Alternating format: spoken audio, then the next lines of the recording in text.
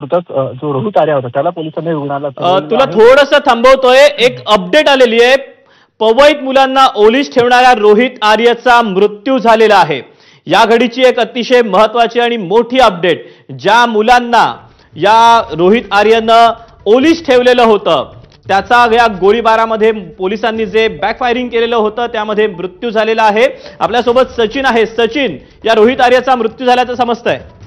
नक्कीच सध्या माहिती मिळते की रोहित आर्याचा मृत्यू झालेला आहे। सुरुवातीलाच पोलिसांकडून सांगितलं होतं की त्याची अवस्था जी आहे ती गंभीर आहे, अत्यवस्थ तो आहे आणि छातीच्या त्याच्या डाव्या बाजूला पोलिसांनी गोळी चालवली होती। सचिन, मी तुला थोडंसं थांबवतोय, आपल्याला घटनास्थळावरून अधिकची माहिती देण्यासाठी वेदांत देखील आहे। वेदांत, या रोहित आर्याचा मृत्यू झालाय, काय सांगितलंय पोलिसांनी ही माहिती देताना? ज्या प्रकारे माहिती आपण घेतली, जसं सचिन सुद्धा सांगत होता की डाव्या छातीला त्याच्या या सगळ्या चकमकीमध्ये गोळी लागली होती आणि त्यामुळे आपण सध्या बघतोय फॉरेन्सिकची टीम सुद्धा इथे आली होती आणि या ठिकाणी मृत्यू झाल्याची माहिती मिळते। कारण काही गोळ्या त्याच्यावर चालवण्यात आल्या होत्या। कारण आपण पोलीस अधिकारी बघतोय। अरे नहीं नहीं,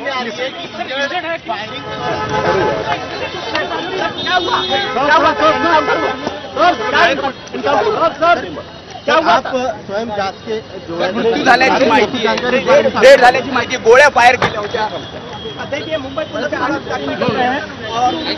ज्या प्रकारे आपण बघतोय पोलीस अधिकारी हे घटनास्थळी आले होते। आरोपी का एनकाउंटर नहीं, मुझे मालूम का एनकाउंटर मृत्यू झाल्यानंतर डेथ हो गई है। सर, कौन से हॉस्पिटल में ले जाया गया?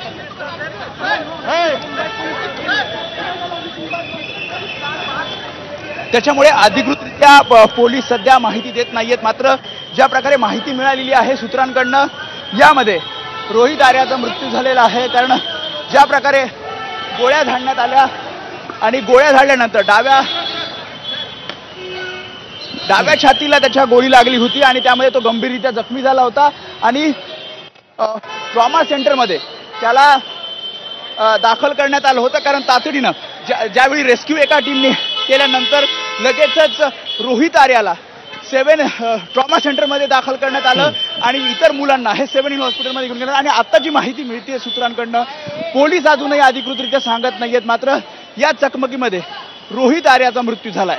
दीपक, नक्कीच वेदांत, खरं तर हा जो संपूर्ण घटनाक्रम आहे तो घटनाक्रम आपण पुन्हा एकदा आपल्या प्रेक्षकांना सांगूयात की नक्की काय घडलेलं होतं, कशा पद्धतीनं ही माहिती समोर आलेली होती आणि त्यानंतर काय नेमकी चकमक घडली ज्यामध्ये या रोहित आर्याचा मृत्यू झाला।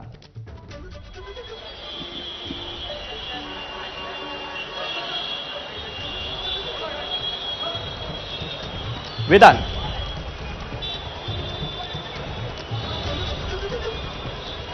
पुन्हा एकदा आपण दीपक दाखवूया। इथे